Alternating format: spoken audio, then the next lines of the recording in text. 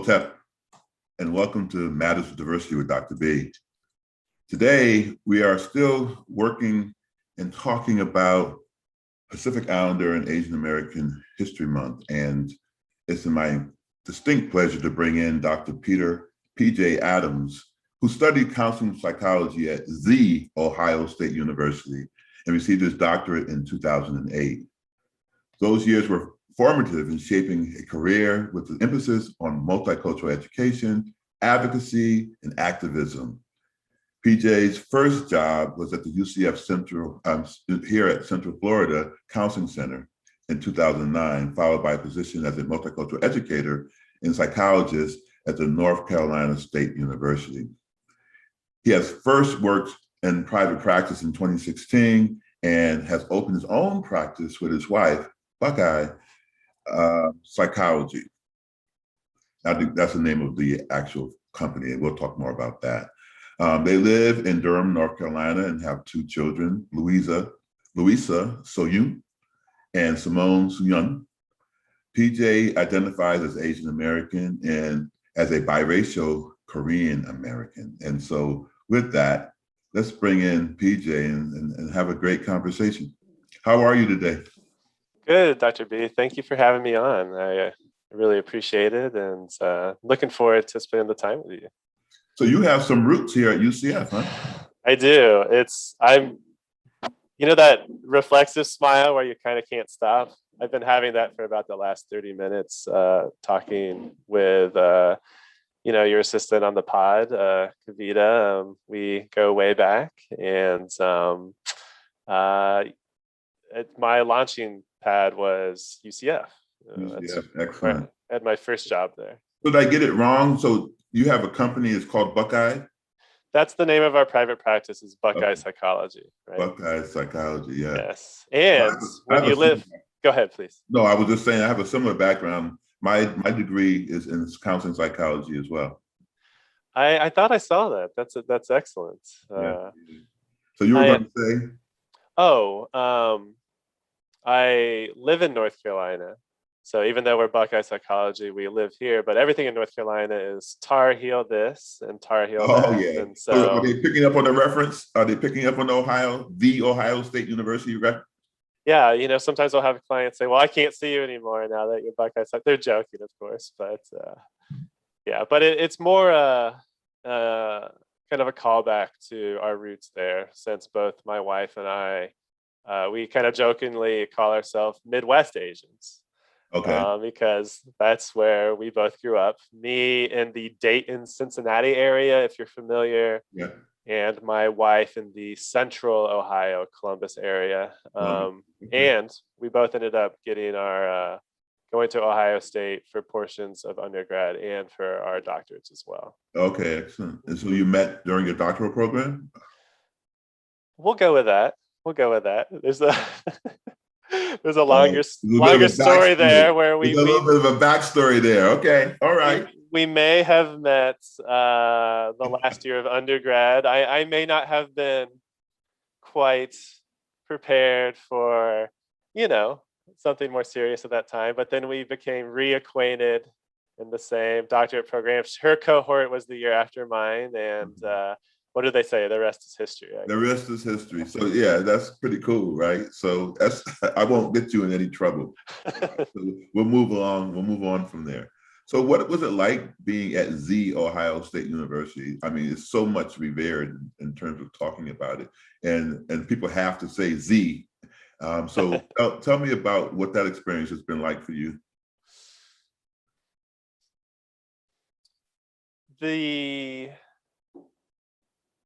undergrad experience and the graduate school experience were very different. Both generally very positive. But I'd say in terms of my own, at that point in my life, it was a process of essentially identity development.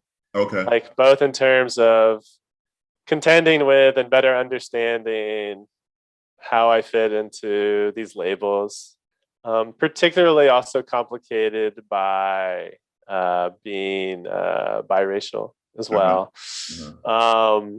and all the things you take on, regardless of your community, which community you come from when you're at a predominantly white institution. Yeah, yeah, Yeah, Ohio State at the time was probably about 80% yeah. white self-identifying students and about 20% BIPOC students. Yeah. Right. But graduate school itself kind of really pushed me deeper into some of the more uncomfortable places I had around identity. A lot of internalizations. I won't make this too much of a therapist analyzing themselves No. This conversation, is but actually pretty good. This is good. when you grow up in a smaller town in Ohio, in which diversity very distinctly is a black and white issue, Yeah. and you grow up in schools as I did. I went to a parochial school, a Catholic school, for uh, for grade school and for half of high school. That was no exaggeration, probably about 97 to 98% white. Okay. And you also grew up. I'm 41, and so I grew up I was born in '79 and grew up like a child of the '80s, right? Okay.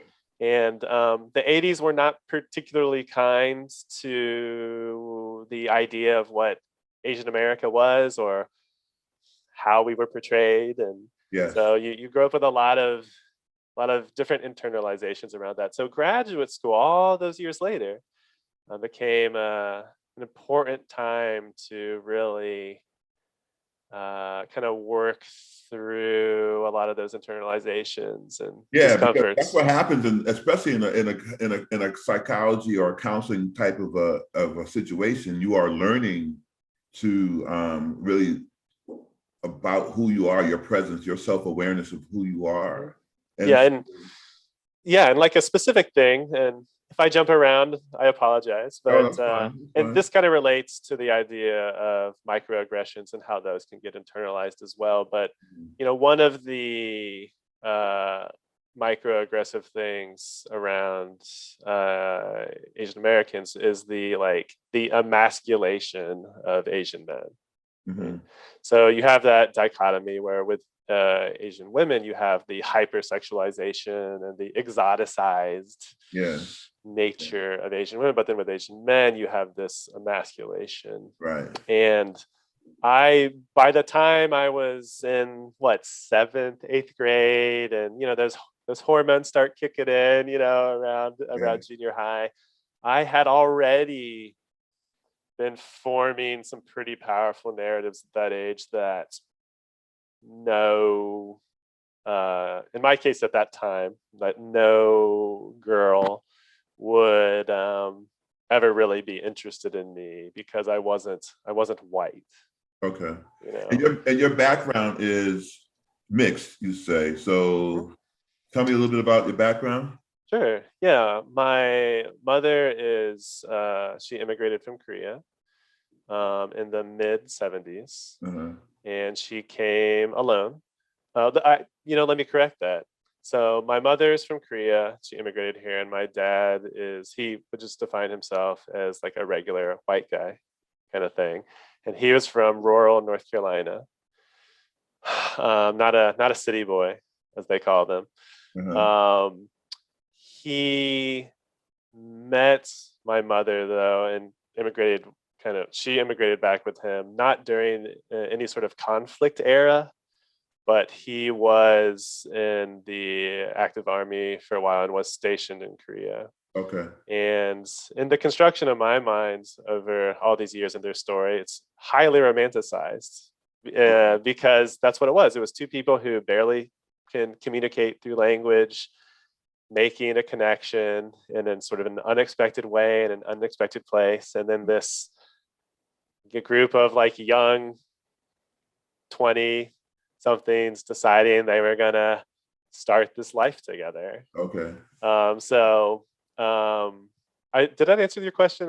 Yeah, it does. And so their union and bringing you there then changes the narrative, because like you're saying, when you become a teenager and your hormones kick in, you're starting to figure out, okay, what is this? How do I kind of fit into the world in this particular space?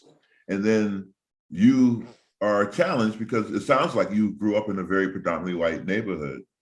And That's right. It was like kind of a white suburbia. Like I knew where the other, like I precisely those you're riding your bike around the neighborhood when you're young, I didn't think about this until I was older. I was distinctly aware of like where the Bolivian family was, where the other Asian family was, where the like three black families were. It took me later on, it made sense, but I realized I knew exactly where those people were, you know. is that where you found your safety? It's interesting that you say that. One of my or ask that one of my still to this day one of my closest friends was from the Bolivian family. um, the intersection happened to be school, right? So I think they moved here in the fourth or fifth grade. And thinking about it later in life, I spent a lot of my time at that household. Of course, I would go to my white friends' houses and things, but just kind of in the middle of the week and sort of thing, if I was going to be riding my bike somewhere, it was often there. And there was a comfort because I don't know the right way to say it. Like the smells are a little different, like my house. There's another language being spoken there like all the time. It had that. I mean, very two distinct cultures, obviously, and Right. communities, but it also had that familiarity to it. If that Yeah, makes yeah, sense. that sounds pretty cool. So when you finally figured out that you wanted to go into the counseling field, a lot of it was because of self-reflection. Hmm. I'd say, what's my story there? I'd say the initial interest was in a fascination with how I guess the honest way to say it would be like how odd and peculiar like humans and like Okay. social influences and how odd and peculiar we can be. Like my initial interest was in cults. Actually, I was able to take a class about cults, Okay. and just the fascination and like how power gets constructed and the way people don't realize often that so many they think that must be an exceptionally that must be an exceptional person that they would be like susceptible to a call. They don't realize that actually the majority of people were just like kind of you and I, and through a series of circumstances Yeah. found themselves kind of in Yeah. this type of community. So Right. that was my initial interest, and then increasingly it became about identity. And again, to me, this romantic idea. My dad is someone who is both my mother and father are someone who they're incredible with people and would have been great teachers and nurses and doctors and therapists. But my dad was like, sort of a regulations and numbers guy, like in business, if you will. And the idea that my life could intersect with another human's and that our trajectories could both be slightly altered for the better for us both Yeah. really appealed to me, if that Okay. makes sense. Okay. Yeah. So Yeah. So how did yeah, you get into multicultural education? Because of that? that I think in terms of that forming more consciously and with more intention, more deliberately. Um, so that didn't come until graduate school. Mm-hmm.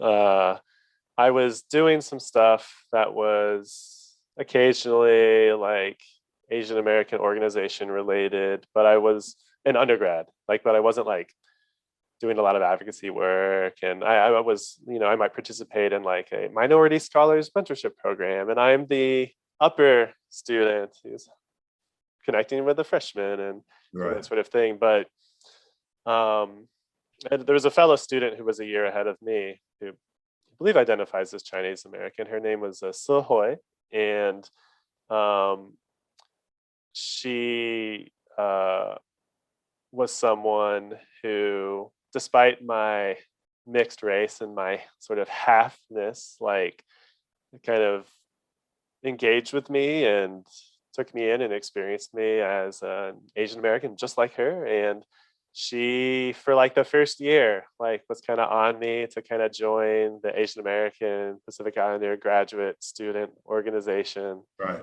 and kind of stuck with it and stayed on me. And eventually I went to a meeting, had some tasty bubble tea with everybody, and stayed on kind of the rest of the way. And Okay. I think it wasn't just that organization, but the point is like that feels like an instrumental moment in getting me to be more deliberate in terms of engaging in that part of me and these conversations. And then that expanded into really wanting to help make visible marginalized groups as a whole, because so much of what we struggle with, I think, if you want to think about the Asian American Pacific Islander collective, is visibility. Right. And so when you're in the search for your own identity and then you find a group, it makes it that much more convenient maybe to be able to explore other areas. And you've been active in terms of your social justice work and being activists and advocacy for different things. Do you think that spawned or grew out of working or being a part of that group? Certainly, it nurtured and cultivated that. Mm-hmm. There were a lot of members of that organization over the years that were a little clearer at their time, and I don't mean this in a negative way, just a little further along in terms of their understanding of like how they wanted to advocate for the community, advocate around inequities, advocate around injustices. And it's hard not to be energized by that, be inspired by that, and then ultimately, in my case anyway, start kind of carving out your own path for that. Yeah. So what's some of the things that you kind of find yourself kind of moving towards in terms of your advocacy? Where, and maybe let me pull back and ask the question differently. Sure. There's been a lot of xenophobia going on as of late. It's probably been going on pretty much, and I don't know this, but all your life you probably had to deal with microaggressions and all these other things that were coming up. Or aggression sometimes, right? Yeah, okay, there you go. That's really honest. And so now when you think about it in terms of what has happened, especially in the Asian community this year alone, where do you sit? How have you been able to kind of deal with it and kind of cope with some of the things that are happening in the Asian community at the hands of people who just don't seem to get it? Oh, I can feel, we're both therapists here, so I'll just process in real time. I can feel my shoulders slump a little. I can feel some of that.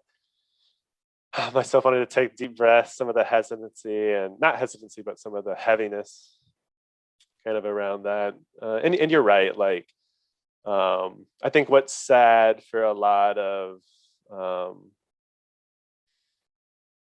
I'll speak to like some of my, Asian American brothers and sisters. What's sad about some of the conversations we've had is that how like this has to be our moment. Like this is our moment to like kind of take advantage of and like try to increase that voice and increase that visibility, and also demonstrate within our own communities that like why it's more important to be plugged in here and kind of have a better understanding of the dynamics and the history. Right. But yeah, this is, this sort of sentiment and the ways in which, we're targeted and othered have been around since the beginning. I'm not here to, what's the word? I make no assumptions that I can educate you around any of these things, because I don't know kind of about kind of your own journeys into, your own community and other respective communities. But the Asian Americans are sort of like the original undocumented immigrant, the OG undocumented immigrant, if you will, and a lot of the echoes of that in terms of their foreignness, in terms of their threat to what's both civil and what's secure here economically and otherwise have been around for a really long time. Yeah. In this new, I don't want to call it a new age, but in this new moment over the last year or so,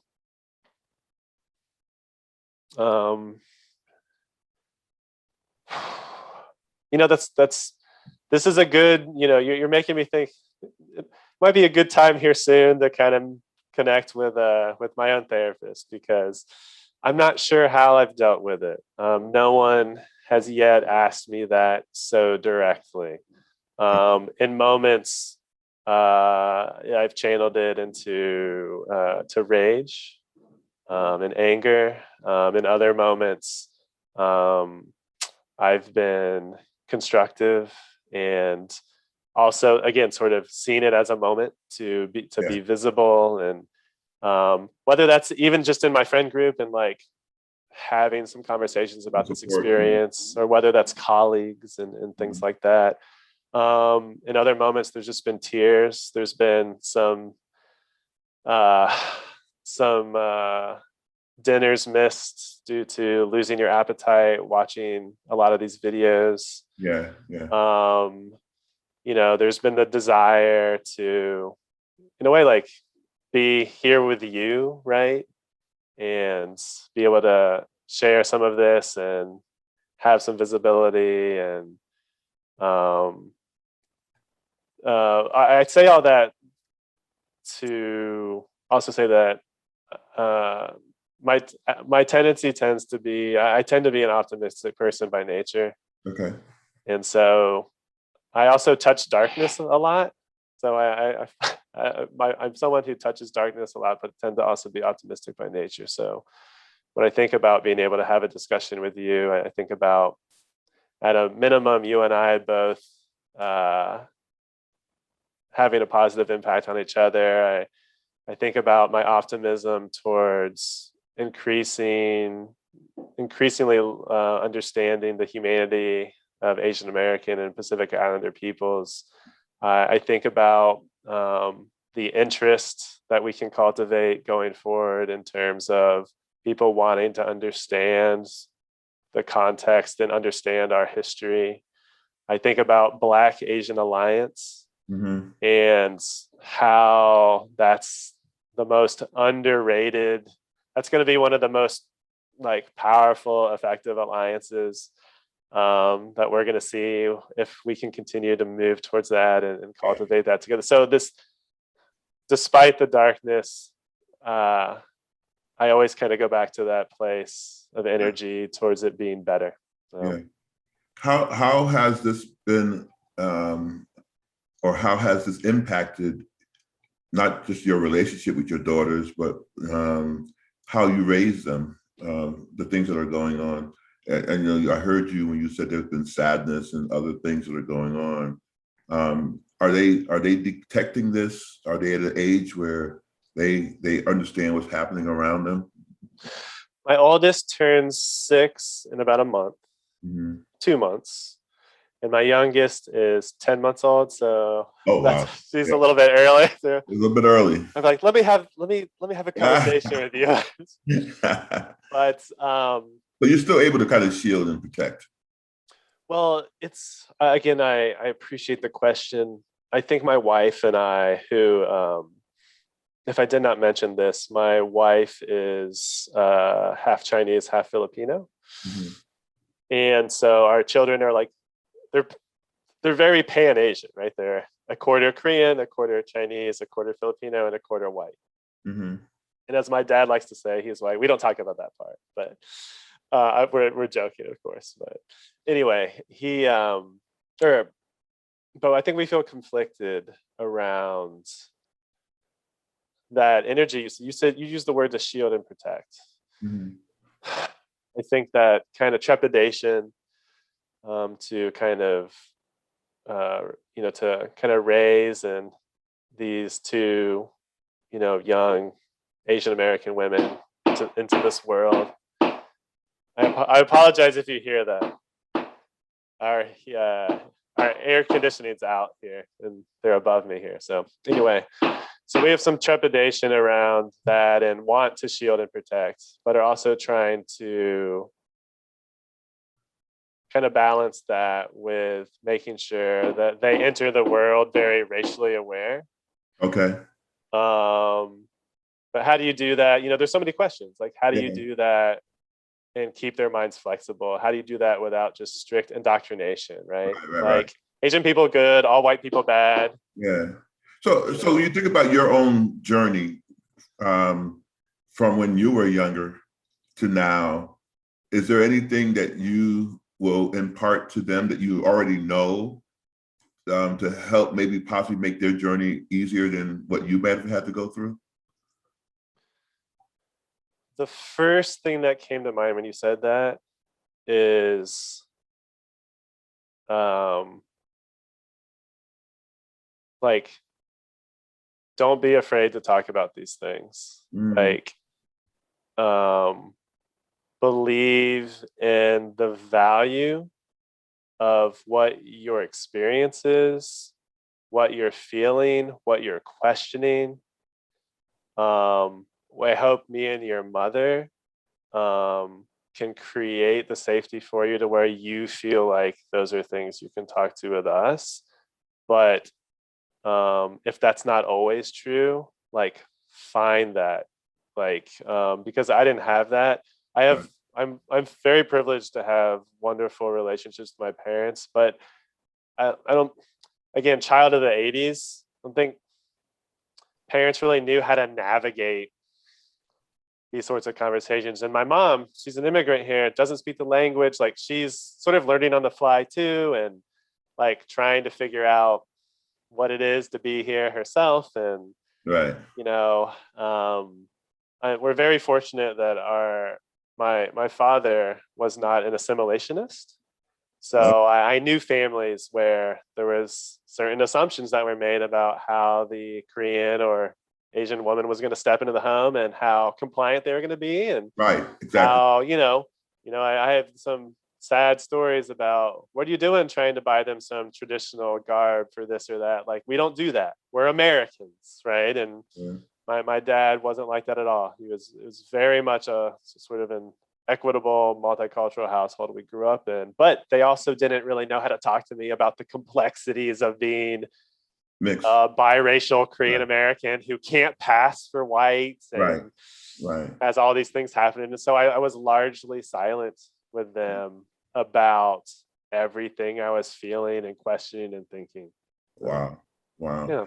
So part of your work now, not just in your family, how are you helping to kind of explore this narrative or to kind of bring to light, so to speak, what it's like to be Asian American here in America? That's evolving for me. Okay. Um, so much of my work around that, and I will say, when I was in my multicultural coordinator role at NC State, but even just in my nature before then, um, was broader than kind of the visibility of Asian Americans that experience. Right. I think part of what made me effective at what I did was the relationships I built with other communities as well. Okay. Asian American students, faculty, staff, and these communities were always part of that. But I also had, very important and significant relationships, whether it was, working with the African American Cultural Center and kind of the student leadership with our Black students, or whether it was working with the LGBTQAI communities, Hmm. the Women's Center. So, but all of that work took place in the context of a college and university setting. Right. And more specifically, all of that took place I've only ever been at predominantly white institutions. So NC State was the last place I was at. So since leaving, I'm still trying to figure out what that looks like. Yeah. How do I carry a lot of that passion into the broader community? Right. Do I do that through consultation? Like, do I do it through basically similar things I was doing before?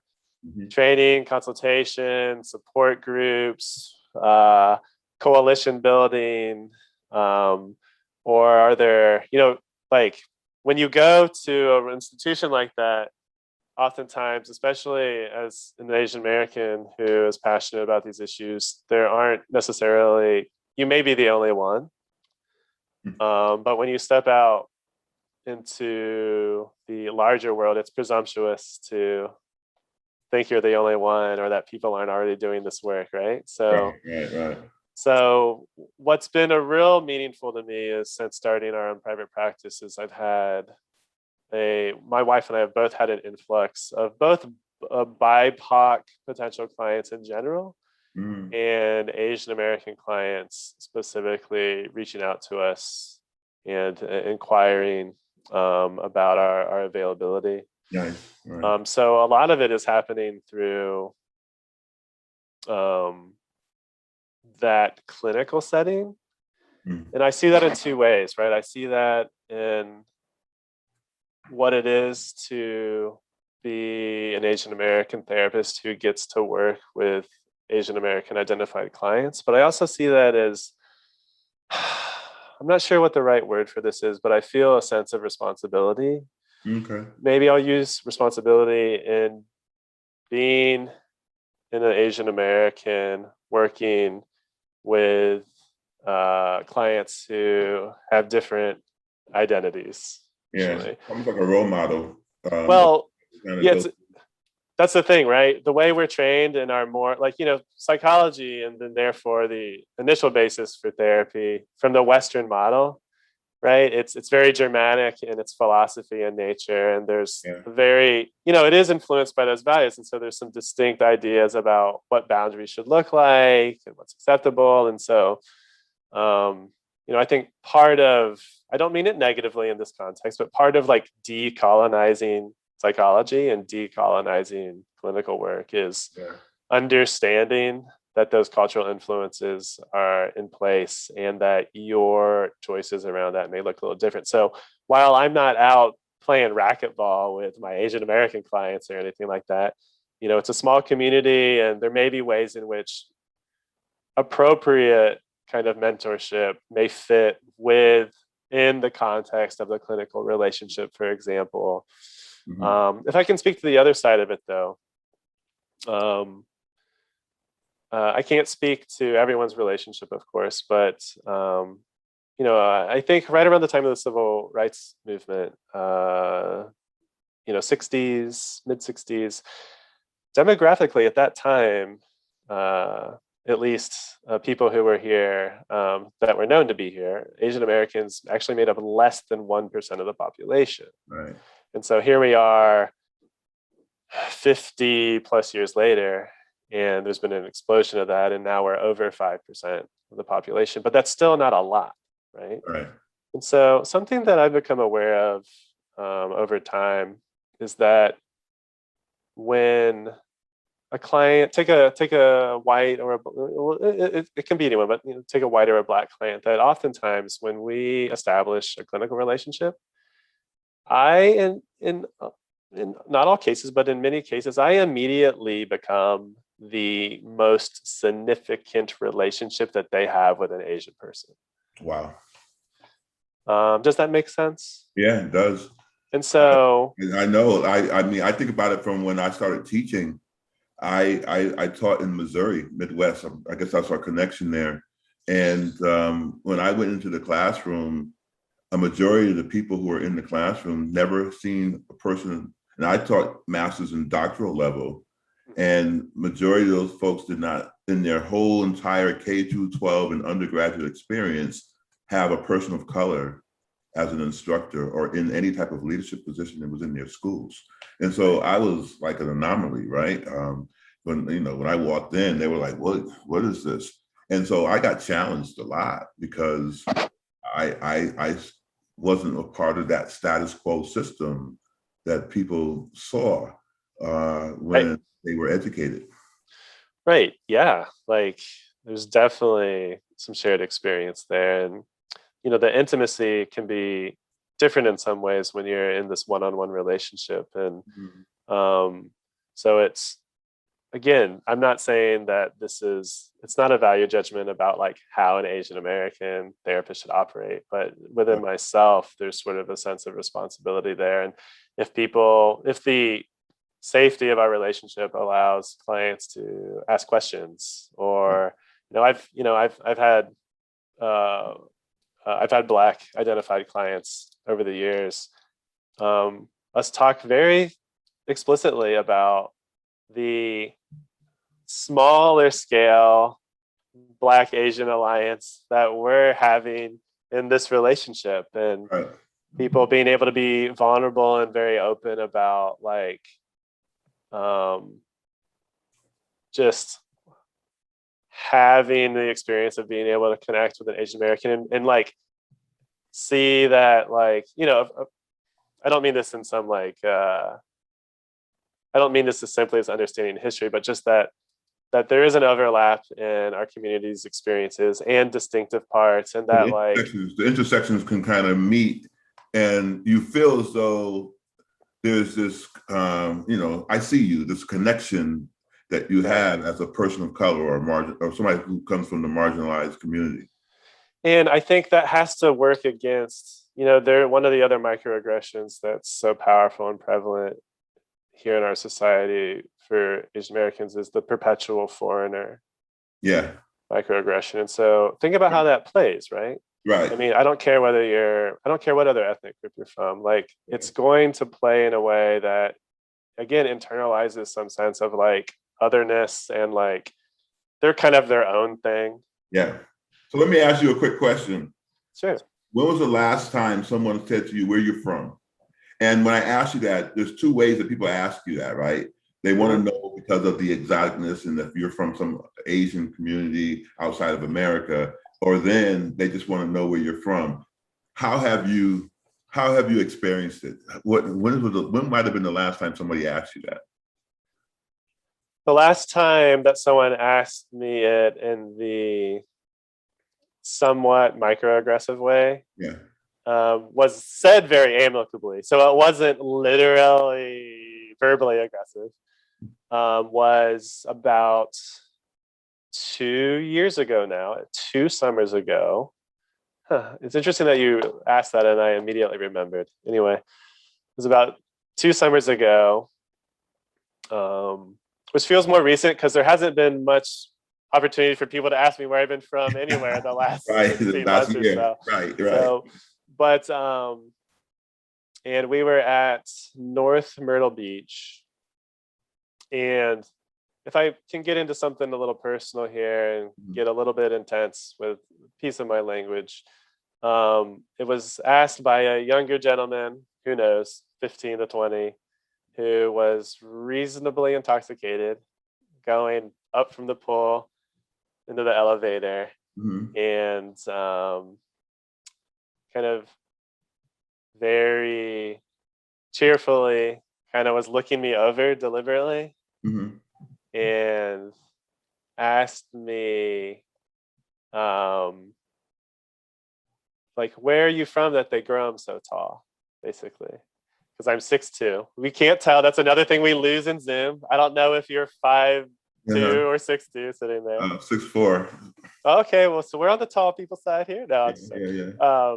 Yeah, I'm 6'2", and so I told him, I was like, well, I'm from Oklahoma. I was born in Oklahoma and live in North Carolina. He was like, oh, and then he was surprised, right? That's where I was from. Yeah.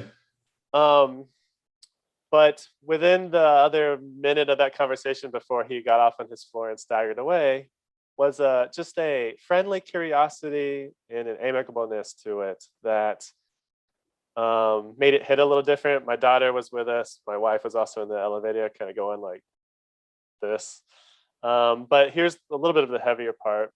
That moment became an interesting point of comparison for me because that same summer, or not that same summer, that same trip, the day prior, we were doing just a couple of nights there. Without spending too much of our time on the details of the story, we checked in and got our layout, kind of went to the room, put the bags down. Daughter very excited to go to the pool, got in, went downstairs, and very crowded. It was midday. Within, I can feel myself getting tight even just thinking about it, right? Within an hour of us being there at the resort, it was so busy. My wife was trying to find some seats for us, which meant waiting until people got up to grab some. So we had procured one lawn chair and she was kind of setting it up over, and we were in one of the secondary larger pools. And there was a couple sitting at the furthest end where they'd have the least amount of people, sort of a white, I don't know, middle-aged couple, 50, 60. And my daughter and I were getting in the pool in we might have been waist deep, and just trying to get her situated. And they were about 10 or 12 feet from us, and he was standing up with his glasses on, just looking around, and she was sunbathing. And I thought I heard someone say chinks, which I don't think I need to describe to your viewers, is sort of one of our versions of yes. It's a slang word. It's derogatory word. So I pretty easily could have convinced myself that it's a little loud over there and no, but he ended up saying it again because his wife or whoever it was said, huh? And he said, looks like some chinks out today. And so, so all the things that happened to you physically and emotionally happened there. And I made a decision in that moment that we had literally just effing got there. And my daughter is doing this. I decided not to confront it. But so this other incident about where you're from kind of was in the context of this thing the day before. And it kind of, I don't know how militant I have been in my life around some of these microaggressions, and I'm not saying that just dismiss microaggressive stuff, but it just put into context a little bit like, like this wasn't, I don't want to say that I sound like I'm dismissing it by saying this wasn't a big deal. Who belongs and who doesn't, right? It's like who belongs and who doesn't. This resort is open to everybody, but there are people who come to the resort who have privilege who are like, it's only for me. And so when they see somebody who doesn't fit that mold, then and I guess the rudeness of it all, right? To be so rude as to say something like that, and not caring. Actually, so this other incident the next day just felt so inconsequential. It's not, but in the context of this experience the day before, it just felt so inconsequential. It keeps piling up and piling up and piling up. Like my wife and I could kind of laugh about it and say, well, in a different circumstance, we might, he's sober or whatever, we may get off the elevator with him and just talk a little bit and just be like, hey, this is kind of how that can be. But yeah, but what stuck with me 2 weeks later. It kind of messed me up for about a month, if I'm being honest. Like, here I am, as you said, protection, shielding, but also let them learn about the world, share some of the realities, but also don't indoctrinate your children. The stuff about the children. Here I am. What really brought the tears and the pain, a month later, when I was with friends at a reunion talking to a few of them about the incident, was like my daughter being present, and sort of the first time in my life that Right. I was aware. I mean, she was 3, man. Yeah. She's 3 effing years old. Yeah. And you have to And put up with people's behaviors. And people who believe that they have a right to do and say whatever they want in any particular space that they're in.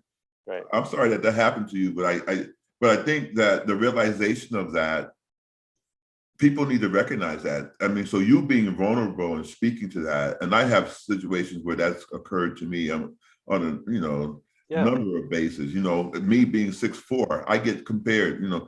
I walked into a room one time and someone said, "Hey, you Shaq?"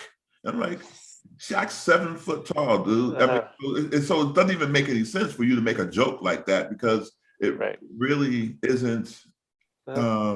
Yeah, but you're black and you're over 6'3", so therefore. Oh, and you shave your head. And I shaved my head, exactly.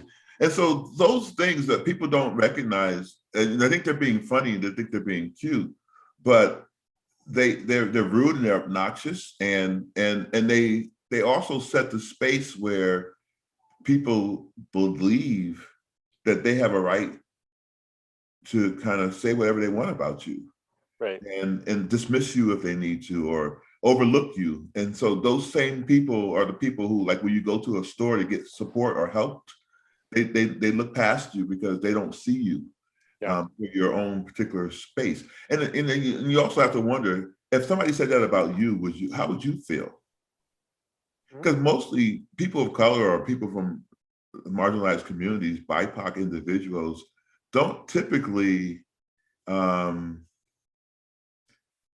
talk like that. I mean, Right. there are some people who are on the extreme, but majority of people just want to live their life. Right. We're not saying 0%, but Yeah. right. Right. And I don't know if this feels like too much of an extension here, but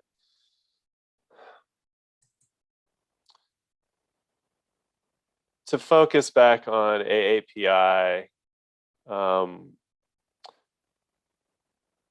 just the continued cultivation of solidarity, both across, because I heard in your previous podcast, y'all talk a little bit about, I think with Dr. Buhane, I think it was. Uh-huh. I sort of partially agreed with her. There was a moment where she had mentioned that the Asian American label, and like, well, we don't really connect. Like, these groups don't really connect. And I partially disagree with that, in the sense that certainly it's extremely important to our communities and the 40 plus ethnic groups, Right. to maintain that distinctiveness of who they are. Right. But also, Asian Americans, at least since the 60s, have been really trying to, we've been in a power struggle over control of what Asian American means in this country. Right. Are we going to dictate what it means and what the experience is? Are we collectively going to be a larger political force than any one group alone? Right? The one chopstick is easy to break, but get 100, it's hard to break, right? Right. Like, are we going to take that on ourselves? Are we going to command and dictate what we need and what our issues are? Or is Asian American going to be taken over by media narratives, by the model minority myth? Are we going to let other people claim it and decide what it is? And so again, not a debate here or anything, but that's kind of my partial disagreement, if you will. And so, but extending that solidarity past Asian American groups, understanding that when Black bodies are not safe in this country, that is directly relevant to your own experience, barring just the fact that we can have compassion about communities outside of our own, Right. but in a slightly more, I don't know, self-focused frame, thinking about like that is a direct that is directly relevant to you and your community as well. Yeah.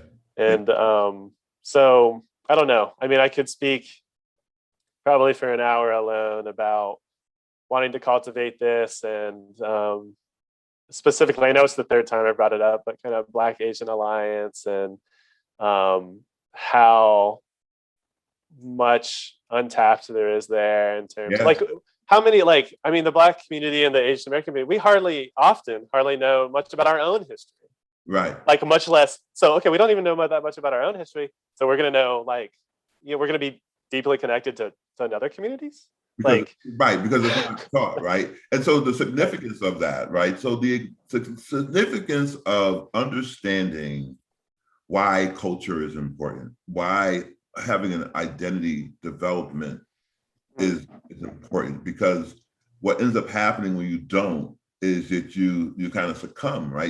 You're kind of wandering and you're lost. And I, it's really interesting, because I believe that people in the white community have a culture, yet they have convinced themselves in some cases that they don't.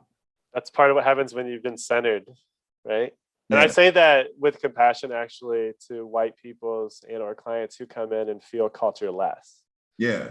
And and I can't explain to them what a culture is, because in some sense they may have come from Ireland or Scotland or England or whatever have you, and felt that they had to leave that to kind of assimilate into the American culture. But the truth of the matter is they didn't, because their traditions and things don't follow them. They're just not highlighted Right. maybe in their really experience, right? So, I don't think that what we do in terms of our food choices and how we celebrate certain things is different than what white people do, or what, but Right. they don't see that in the same context, right? And it's hard to have that conversation with them, because it's like, you celebrate a holiday this way, that has some significance. That might be because of your cultural background. Well, sometimes it's cutting and sometimes it can be vicious, but other times, like, there are, you know, we may joke around. You and I may sit down for a drink somewhere and we may joke around because we're comfortable with each other about like some of the little funny nuances in like Korean culture or Black culture, and we'll also do that about white people, right? Like there's like this picking on Right. aspect of that, But it's but not done with any disparaging. it can be cutting at times, and you do see that. But the point is, like, but to your point of the absence of it, you don't see that from white people, like kind of picking and like kind of laughing about the subtleties of like their own community. In fact, Yeah. even the word community, even in 2021, a lot of my students, or a lot, not students, I'm sorry, a lot of my white clients, like when I say the white community, it doesn't resonate, and I say it on purpose because I know a lot of the time it's not Right. gonna. Because they're more individualistic. Yeah. It's not cultivistic.